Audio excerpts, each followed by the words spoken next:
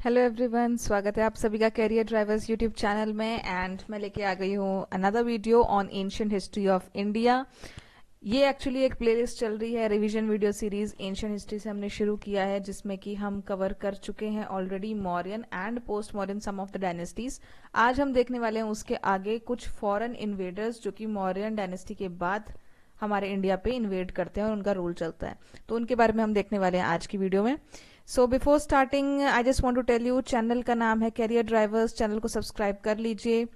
And इस channel को subscribe करने के बेनिफिट्स मैं आपको बता दूं। पहले तो आपको ये जो वंडरफुल सी वीडियोस मिल रही हैं रिवीजन की, ये तो मिलेंगी। सेकेंडली आपको मिलने वाली हैं job updates, job alerts all the time in the videos and in shorts, in the form of shorts basically. Mostly we are uploading the shorts for the job updates and new notifications कोई भी आ रहे हैं तो वो आप उस पर फटाफट से जॉब अलर्ट्स देख सकते हो। एंड कोई भी आप मिस नहीं करोगे अगर आप उसको फॉलो करोगे। एंड सेकेंडली इस चैनल पे जो वीडियोस ऑलरेडी हमने अभी तक कवर अप कर ली हैं इसी प्लेलिस्ट के अंदर जो वीडियोस हैं वो आप पहले ज़रूर देख लीजिएगा, ताकि आपको एक फ्लो मेंटेन हो सके पूरा एंशिएंट हिस्ट्री पढ़ने के लिए। And let's start with the video now. So आज हम करने वाले हैं foreign successors of modern dynasty. So let's begin. हमने पिछली बार देखे थे कुछ डायनेस्टीज जो मॉडर्न के बाद इंडिया में आते हैं, important dynasties Satavahanas, Chedi and other dynasties we have seen. But आज हम देखने वाले हैं कौन से फॉरेन इन्वेजन हुई हैं उसके बाद, मॉडर्न डायनेस्टी के बाद फॉरेन सक्सेसर्स कौन से हैं मॉडर्न डायनेस्टी की। So let's begin. सबसे पहले हम देखने वाले इंडो ग्रीक्स। तो इंडो ग्रीक्स जो थे, Greeks they were the first to invade India after the Mauryans. पहले तो डेमिट्रस रूलर हैं, वो आते हैं, उन्होंने स्टैब्लिश किया इस इंडो ग्रीक रूल को पहले बैक्ट्रिया में और उसके बाद नॉर्थ वेस्ट इंडिया में वो आते हैं, उनका रूल स्टार्ट होता है। तो इंडो ग्रीक्स में ना मोस्ट फेमस रूलर जो रहे हैं वो है मिनेंडर। मिनेंडर जिनका बाद में नाम मिलिंद हो गया था। कैसे हो गया था? क्योंकि उनका कन्वर्जन बुद्धिज्म में हो गया था। किसने किया था? नागसेन एक मॉन्क थे, there was a Buddhist monk Nagasena, जिन्होंने की इनका कन्वर्जन बुद्धिज्म में कर दिया था। मिनेंडर बन जाते हैं मिलिंद। और एक किताब है बहुत इंपॉर्टेंट, जो आपके लिए इंपॉर्टेंट पॉइंट है याद रखने के लिए, मिलिंद पन्हो। मिलिंद पन्हो जो एक किताब है ये रिकॉर्ड करती है डायलॉग, एक कन्वर्सेशन डायलॉग है नागसेन और मिनेंडर के बीच में। तो जब वो उनके साथ कुछ वाद विवाद कर रहे होंगे, डिस्कस कर रहे होंगे बुद्धिज्म में कन्वर्ट करते टाइम, तो उस वक्त उन्होंने जो डिस्कशंस करे होंगे बुद्धिस्ट मॉन्क नागसेन के साथ, इनकी जो आपस की बातचीत है वो इसमें रिकॉर्डेड है बेसिकली मिलिंद पन्हो में। ठीक है।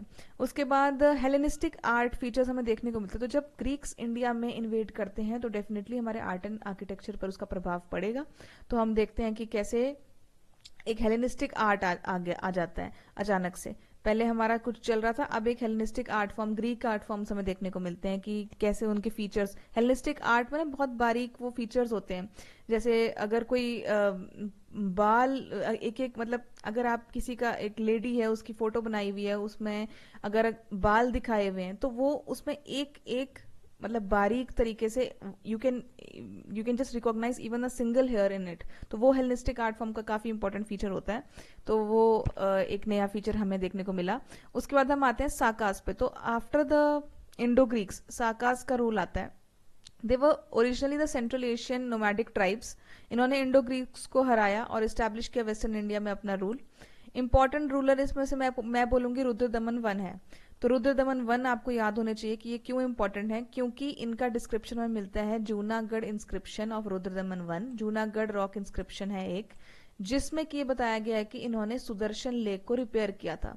सो इनके जो इस इंस्क्रिप्शन से पता लगता है कि एक सुदर्शन लेक थी जिनको कि रिपेयर किया था रुद्रदमन वन ने, और ये सुदर्शन लेक जो है मॉडर्न टाइम पीरियड पे बनाई गई थी। इन्होंने क्या काम किया? रुद्रदमन वन ने रिपेयर करने का काम किया उसको। And it is one of the also earliest long inscription इन संस्कृत भाषा में, ये इंस्क्रिप्शन है जूनागढ़ इंस्क्रिप्शन।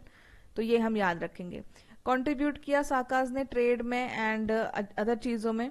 उसके बाद एक इंपॉर्टेंट पॉइंट और आता है कि माना जाता है कि इनके टाइम पीरियड में एक राजा थे उज्जैन के, विक्रमादित्य, जिन्होंने की इनके माना जाता है it is suppose to have they have suppose to have fought with Sakas. Vikramaditya and उनकी जो होंगे फेलो, मतलब उनका जो राजपाट होगा, उन लोगों ने मिलके उनकी जो डायनेस्टी होगी उन्होंने इनके साथ साकास के साथ लड़ाई लड़ी होगी। और उस लड़ाई के बाद हमें ये मालूम पड़ता है कि there is an era called Vikram Samvat, जो कि विक्रमादित्य के नाम से विक्रम संवत है। ये इन्होंने शुरू करा, एक टाइप का कैलेंडर हमको देखने को मिलता है कि इन्होंने एक कैलेंडर स्थापित किया 58 BC के टाइम पे। एन एरा जिसको हम विक्रम संवत के नाम से बोलते हैं, 58 BC आपको याद रहना चाहिए। विक्रमादित्य याद रखिएगा, एक उज्जैन रूलर थे साकास के टाइम के, तो यहाँ विक्रम संवत हमें देखने को मिलता है। नेक्स्ट हम आगे बढ़ते हैं, Parthians. Now Parthians were another one of the foreign invaders जो कि इंडिया में रूल कर रहे थे। ओरिजिनेटेड कहाँ से थे? देवर फ्रॉम ईरान। इन्होंने नॉर्थ वेस्ट इंडिया को रूल किया साकास के बाद, और इनमें मोस्ट इंपॉर्टेंट रूलर जो है गॉन्डफर्नस होते हैं। इनका एक ही रूलर इंपॉर्टेंट सामने आता है। पार्थियंस का कोई ज्यादा एग्जामिनेशन पॉइंट ऑफ व्यू से भी इंपॉर्टेंस नहीं है, बट एक दो पॉइंट्स आपको याद रखने चाहिए, जैसे रूलर का नाम इसमें जो बताया गया। और दूसरी बात है कि सेंट थॉमस एक क्रिश्चियन मिशनरी थी जो कि इनके कोर्ट में माना जाता है। पार्थियंस के कोर्ट में एक क्रिश्चियन मिशनरी सेंट थॉमस आई थी। It is believe that they have visited his court. इनका रूल बहुत ही शॉर्ट था as compare to other dynasties. इनके बाद एक इंपॉर्टेंट डायनेस्टी आती है, कुषाण डायनेस्टी। बेसिकली ये थे Yuezhi tribes of Central Asia. ऐसी यूजी ट्राइब थी कोई सेंट्रल एशिया की। ओरिजिनली इनका वहां से बताया जाता है कि they were originally from there. Famous rulers इनके क्या थे? कुजला, कैडफिसिस एंड कनिष्क। कैपिटल्स इनकी पेशावर एंड मथुरा में थी, and most famous ruler was Kanishka, the Kanishka. ठीक है, जितनी इंपॉर्टेंस अशोका की थी उतनी इंपॉर्टेंस माना जाता है कनिष्क की। हम देखते हैं कि इस टाइम पे थी। Kanishka was very important at that time, और इन्होंने भी एक एरा शुरू किया 78 AD में। बहुत इंपॉर्टेंट है, नंबर्स भी याद रखने हैं। 78 AD में इन्होंने, कनिष्क ने एक एरा स्टार्ट किया जिसको बोलते हैं साका एरा, और ये आज भी गवर्नमेंट ऑफ इंडिया इसको फॉलो कर रही है, तो it becomes very very important. 78 AD famous Kanishka started an era called as Saka era. अब साका एरा क्यों कहा, उस पर जाने की हमें जरूरत नहीं है। इंपॉर्टेंट यही है कि 78 AD Kanishka and Saka era इन्होंने शुरू किया। विक्रम संवत अभी हम देख चुके हैं, यह है साका एरा 78 AD। तो कनिष्क ने, आपने जैसे बुद्धिज्म में हमने देखा था Buddhist council, 4th Buddhist council Kashmir में होती है, तो आपको याद आ रहा होगा कि उसमें कौन था, who patronised it? The king was Kanishka. Kanishka patronised it in Kashmir. And secondly Kushans के टाइम पे क्या था कि एक फेमस सिल्क रूट था जिसका इन्होंने कंट्रोल ले रखा था। सिल्क रूट बेसिकली रूट था सिल्क का, जो कि चाइना से शुरू होता था और नॉर्थ वेस्ट इंडिया एंड उधर फ्रंटियर में जाता था।